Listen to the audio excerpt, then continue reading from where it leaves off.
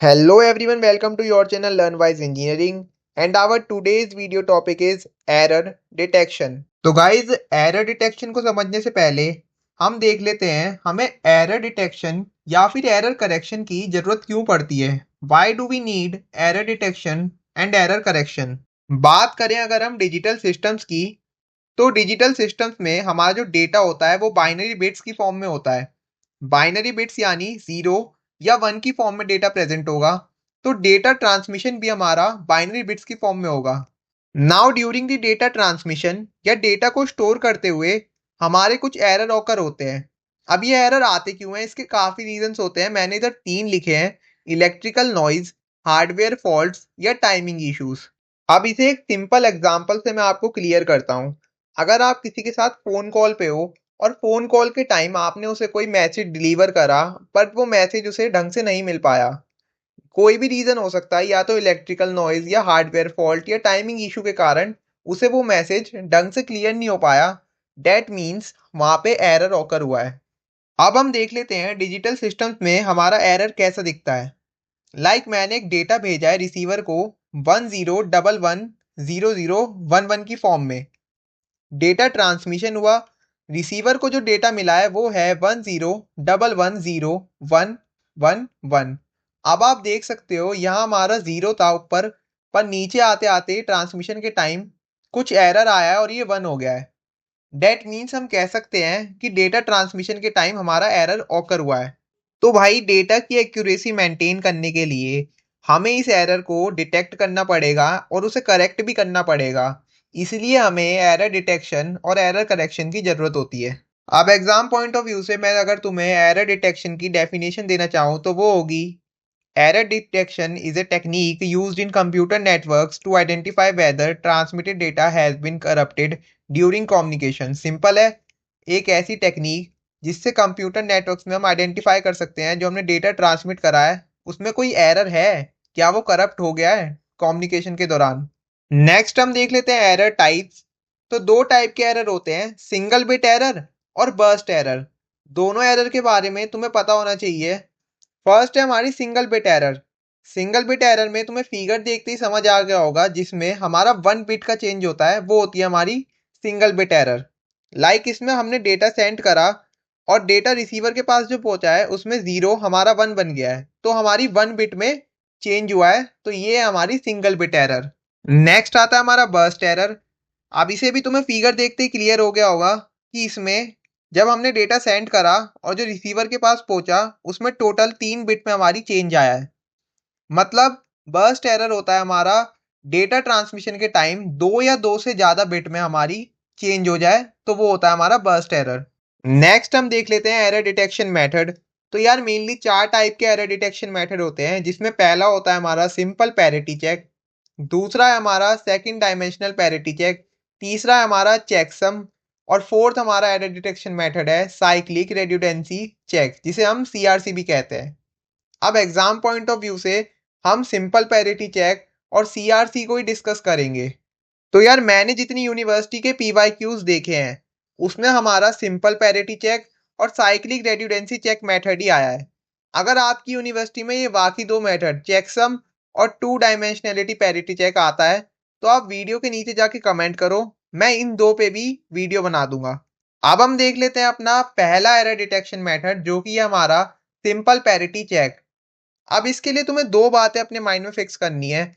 सबसे पहली है ऐड 1 एक्स्ट्रा बिट। जो भी तुम्हें डेटा कोड दिया होगा उसमें एक बिट और ऐड कर दो और उसे नाम दे दो पैरिटी बिट। अब ये पैरिटी बिट तुम्हारी 2 टाइप्स की होती है: even parity, odd parity. But ये मेथड होता है हमारा सिंगल पैरिटी चेक। तो सेकंड पॉइंट देखो तुम, इसमें हम लेते हैं हमेशा इवन पैरिटी। होता क्या है ये इवन पैरिटी? इवन पैरिटी मतलब total number of ones in the data. मतलब अपने डेटा में से सारे 1 काउंट करो, अगर उनका नंबर टोटल आकर के इवन आ रहा है तो वो होती है हमारी इवन पैरिटी। अब इसे एग्जांपल की हेल्प से और अच्छे से क्लियर करते हैं। जैसे कि यहाँ हमारा एक डेटा दिया हुआ है, तो इसका कोड क्या दे रखा है हमें, 10110001। सबसे पहले हमें क्या करना होता है, एक एक्स्ट्रा बिट लगा दो और उसे नाम दे दो पैरिटी बिट। तो हमने इसमें एक एक्स्ट्रा बिट ऐड कर दी। सेकंड चीज, इवन पैरिटी। इवन पैरिटी मतलब टोटल नंबर ऑफ वंस को काउंट करो, तो इसमें टोटल नंबर ऑफ वंस है हमारे 4, और 4 होता है हमारा इवन। नाउ ये ऑलरेडी हमारी एक इवन पैरिटी बन चुकी है। अब ये अगर इवन पैरिटी है तो हमें पैरिटी बिट में 1 ऐड करने की जरूरत नहीं है, तो डायरेक्टली अब हम देखो हम पैरिटी बिट में 0 ऐड कर देंगे, तो फाइनल कोड में हम जो हमारा बना वो होगा 10110010, एक जीरो और ऐड हो गई। एक और एग्जांपल इसके ऊपर देख लेते हैं। इस बार हमें डेटा कोड दिया हुआ है 1000011। सबसे पहला काम, पैरिटी बिट ऐड कर दो, तो हमने खाली पैरिटी बिट ऐड कर दी। दूसरा, इवन पैरिटी चेक करो, यानी total number of one count कर लो। इसमें टोटल नंबर ऑफ वंस आ रहे हैं हमारे 3, जो कि एक ऑड नंबर है। अब ये ऑड आ गया, हमें इसे इवन पैरिटी बनाना है, तो इवन पैरिटी बनाने के लिए हमने पैरिटी बिट में डाल दिया 1। तो फाइनल जो हमारा कोड बना वो होगा 1000011। अब ये एक इवन पैरिटी है। अब हम ये डेटा भेज देंगे रिसीवर को, और रिसीवर चेक करेगा, अगर डेटा इवन आया है तो मतलब कोई एरर नहीं है, नो एरर। बट अगर अब भी रिसीवर पे डेटा ऑड पैरिटी में आ गया तो मतलब कहीं ना कहीं एरर ऑकर हुआ है। तो इस वे में हम एरर डिटेक्ट कर लेते हैं by simple parity check method. Guys ये देखो, मैंने 0 से लेकर 7 डिजिट को इवन पैरिटी में लिखा। 1 डिजिट के केस के लिए देखते हैं। 1 डिजिट का बाइनरी कोड है हमारा 001। फर्स्ट हमें पैरिटी बिट ऐड करनी होती है। अब हम चेक करेंगे क्या ये इवन पैरिटी है या नहीं। तो total number of one count करें इसमें, तो वो आए 1। 1 होता है हमारा ऑड, मतलब हमें पैरिटी बिट में एक 1 और ऐड करना पड़ेगा, जिससे हमारा 1 जो है पूरा इवन पैरिटी बन जाए। नेक्स्ट एरर डिटेक्शन मेथड देख लेते हैं, वो है हमारा साइकिल रिडंडेंसी चेक, सीआरसी भी जिसे कहते हैं। इसके लिए तुम्हें 3 बातें याद रखनी है। सबसे पहले, जो भी तुम्हें डेटा कोड दिया हो उसे बाइनरी पॉलिनोमियल की तरह ट्रीट करो। सेकंड, एक जनरेटर पॉलिनोमियल बनाओ और उससे पूरा तुम्हारा जो कोड है उसे डिवाइड कर दो। थर्ड, जो भी रिमाइंडर आएगा उसे अपने कोड में ऐड करो और एक फाइनल कोड बना दो। अभी हम एग्जांपल की हेल्प से इसे और अच्छे से क्लियर करेंगे। अब गाइस ये सीआरसी मेथड जो होता है ये हमारा सिंगल बिट एरर को भी डिटेक्ट कर लेता है और बर्स्ट एरर को, जबकि जो हमारा सिंपल पैरिटी चेक मेथड था वो खाली हमारी सिंगल बिट एरर और इवन पैरिटी बिट एरर को चेक करता था। एंड गाइस ये मेथड तुम्हारा मेनली यूज होता है ईथरनेट और यूएसबी के लिए। अब गाइस एक क्वेश्चन की हेल्प से हम सीआरसी मेथड को और अच्छे से क्लियर करेंगे। क्वेश्चन देखो, क्वेश्चन में सबसे पहले तुम्हें एक डेटा दिया होगा, ओरिजिनल डेटा, जो कि हमें दिया हुआ है इस क्वेश्चन में 1010000। साथ में तुम्हें दिया होगा एक बाइनरी पॉलिनोमियल, यहाँ पे दिया गया है तुम्हें x³ + 1।